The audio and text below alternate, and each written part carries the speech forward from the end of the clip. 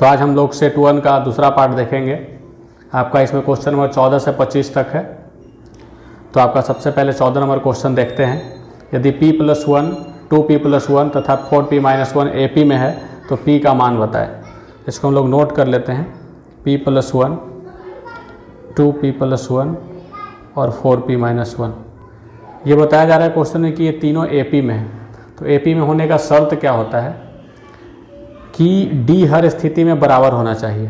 तो D निकालने के लिए आपके पास फॉर्मूला पता होना चाहिए। D बराबर फॉर्मूला होता है A2 - A1, या फिर आप इसको ऐसा भी बोल सकते हैं कि दूसरे पद से पहले पद को घटाना है, या तीसरे पद से आप दूसरे पद को भी घटा सकते हैं।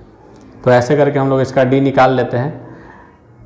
D को हम लोग बोलते हैं सार्वंतर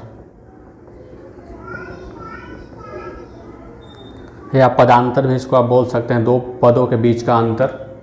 तो A2 के जगह पे मेरा क्या है 2p+1, तो 2p+1 रख लेते हैं, माइनस A1 है p+1। सबसे पहले इसका ब्रैकेट टूटेगा तो चिन्ह अंदर का सारा चेंज हो जाएगा। 2p में से p गया तो p+1 -1 कैंसिल, यानी D का वैल्यू आपका p पता हो गया। अब उसी तरीके से हम एक बार A3 - A2 कर लेते हैं। A3 के जगह पे है 4p-1 और A2 के जगह पे है 2p+1। तो 4p-1 ब्रैकेट टूटेगा तो इसका भी चिन्ह चेंज। 4p में से 2p गया तो 2p बचेगा और -1 जुट जाएगा तो -2 हो गया। तो आपके पास एक D का वैल्यू ये और एक D का वैल्यू ये आया। तो आपको ही जस्ट बताएं कि AP में D हर स्थिति में समान होता है, तो आप उसके अनुसार दोनों को बराबर कर सकते हैं कि 2p-2 बराबर p। ये p इधर प्लस में है तो इधर आएगा तो माइनस में हो जाएगा, और ये 2 इधर माइनस में तो दूसरे साइड जाएगा तो प्लस, यानी 2p में से p चला गया तो कितना बचा p बराबर कितना 2 आपका गया p का मान। पूछ क्या रहा था, p का मान पूछा था, तो आपका ऑप्शन नंबर A सही होगा 2। 15 नंबर क्वेश्चन है, किसी घटना की प्रायिकता का अधिकतम मान कितना होता है। तो आपका इसमें अधिकतम की जगह कभी कभी न्यूनतम भी पूछा जा सकता है। तो आप इसको याद रखिएगा कि जब भी अगर अधिकतम पूछा जाए तो इसका वैल्यू 1 होगा, अगर न्यूनतम पूछा जाए तो 0। किसी भी घटना की प्रायिकता अगर देखा जाए तो 0 से लेके 1 तक होता है, न 0 से कम होगा न 1 से ज़्यादा होगा, इसके बीच में ही होगा जब भी होगा। तो आपका इसमें अधिकतम मान पूछा गया है, इसलिए आपका ऑप्शन नंबर C जो है वो सही आंसर होगा 1।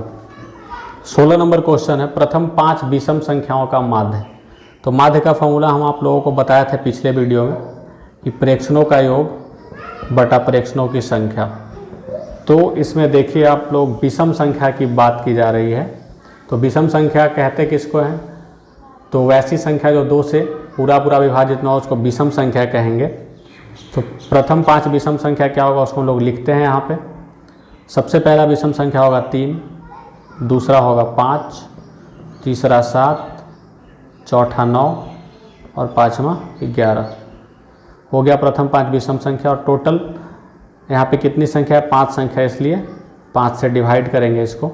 तो 5 3 8, 8 7 15, 15 9 24, 1 25 10, 35/5 कट के आ गया 7। आपका ऑप्शन नंबर D जो है वो सही होगा।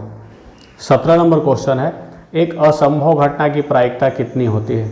तो अभी हम आप लोगों को बताएं कि प्रायिकता 0 से लेके 1 तक होता है। तो अगर घटना अगर असंभव है तो उसका प्रायिकता 0 होगा, अगर घटना निश्चित है तो उसका प्रायिकता 1 होता है।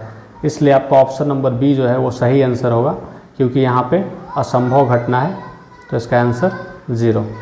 18 नंबर क्वेश्चन है, x, x+3, x+6, x+9 और x+12 का समांतर माध्य क्या होगा।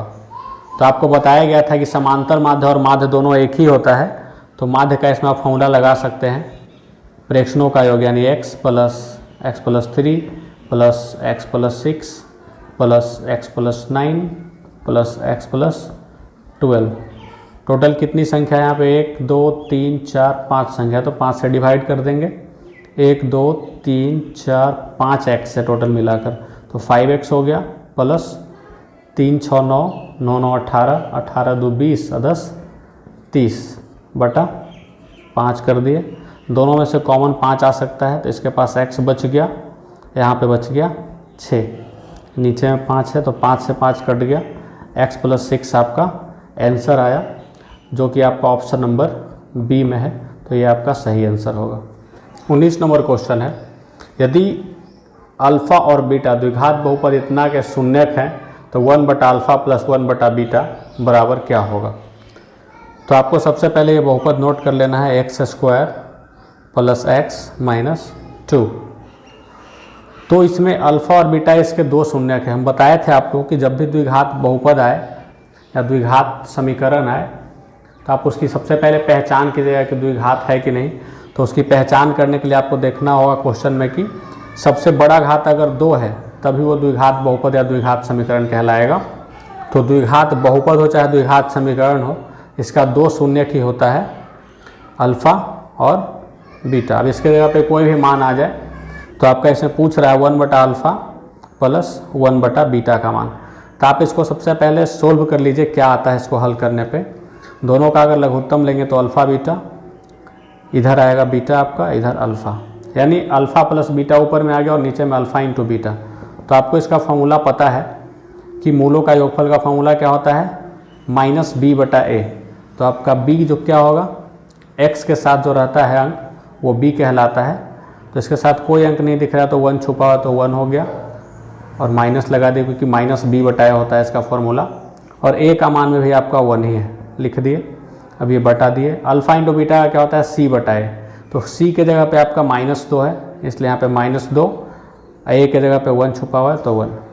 -1 बटा 1 को हम लोग -1 लिख सकते हैं, और -2 बटा 1 को -2, तो माइनस माइनस कैंसिल हो गया, इसलिए आपका ऑप्शन नंबर ए इसका सही आंसर होगा 1 बटा 2। तो 20 नंबर क्वेश्चन है, यदि x बराबर a तथा y बराबर b समीकरण x माइनस वाई बराबर 2 तथा x प्लस वाई बराबर 4 का हल हो तो a और b का मान पूछ रहा है। तो अगर ये x बराबर a दे रहा है और y बराबर b दे रहा है तो हम लोग x और y की जगह पे यहाँ पे रख सकते हैं a और b। तो आपका पहला समीकरण क्या है, x माइनस वाई बराबर 2, तो यहाँ पे आप रख सकते हैं क्या, a माइनस बी बराबर 2। और दूसरा समीकरण आपका है x प्लस वाई बराबर 4, तो इसके जगह पे आप रख सकते हैं a प्लस बी बराबर 4। अब इस समीकरण को आप लोग हल कर सकते हैं, b भी कट गया, बच गया 2a, a plus a 2a हो गया, और 4 2 6 हो गया, इसलिए a बराबर 2a के साथ गुना में इधर आएगा, भाग में हो जाएगा, 2 3 6। a का मान हम लोग को 3 प्राप्त हो गया। अब a का मान हम लोग किसी में रख लेंगे, समीकरण 1 या 2 में, तो हम लोग b का मान निकाल पाएंगे। अगर a का मान हम लोग समीकरण 2 में रखते हैं तो 3 प्लस b बराबर 4, इसलिए b बराबर कितना हो जाएगा, 3 इधर प्लस में तो इधर आएगा तो माइनस में, आपका हो गया आंसर 1, यानी a बराबर 3 और b बराबर 1। कौन सा ऑप्शन आपका सही होगा, ऑप्शन नंबर सी आपका सही आंसर है। 21 नंबर क्वेश्चन है, किस परिमेय संख्या का दशमलव प्रसार शांत है? तो शांत और अशांत पहचानने का बहुत ही आसान तरीका है। आप लोग पहले चारों परिमेय संख्या को नोट कर लीजिए यहाँ पे, तो आपको पता होना चाहिए शांत अशांत पहचानने का सरल तरीका। इसमें आप लोग को सबका हर सिर्फ देखना है। इसके हर में क्या है 15, इसको लोग 3 गुना 5 लिख सकते हैं। इसके हर में 160 है, इसको क्या लिख सकते हैं, कर लीजिए आप यहाँ पे इसका गुणनखंड, 2 से 80, 2 से 40, 2 से 20, 2 से 10, 2 से 5, यानी 2 का पावर कितना हो गया 5 और गुना 5।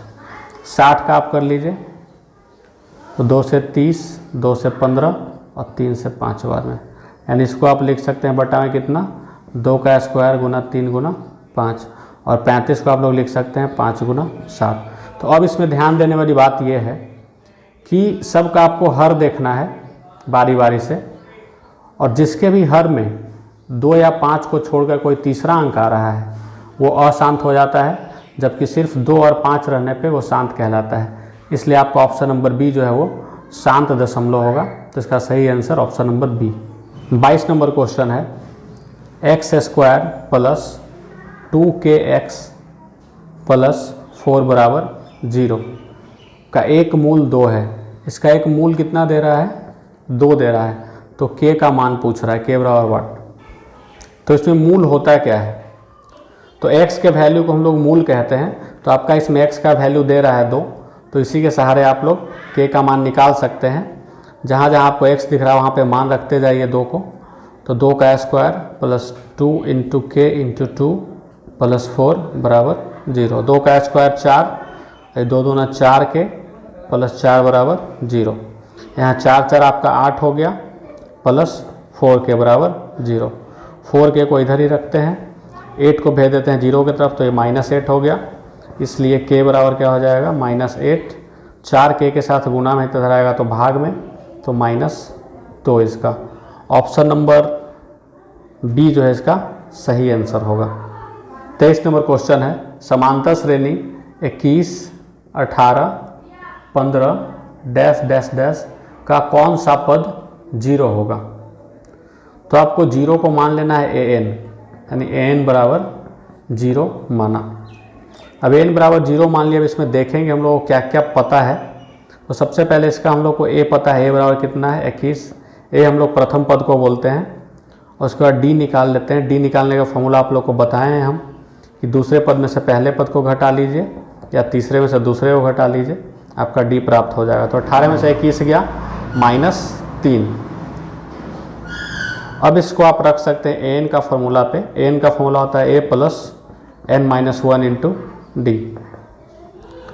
तो an का मान आपको 0 दिया हुआ है, a का मान आपको पता है, n आपको नहीं पता है, d भी पता है आपको -3।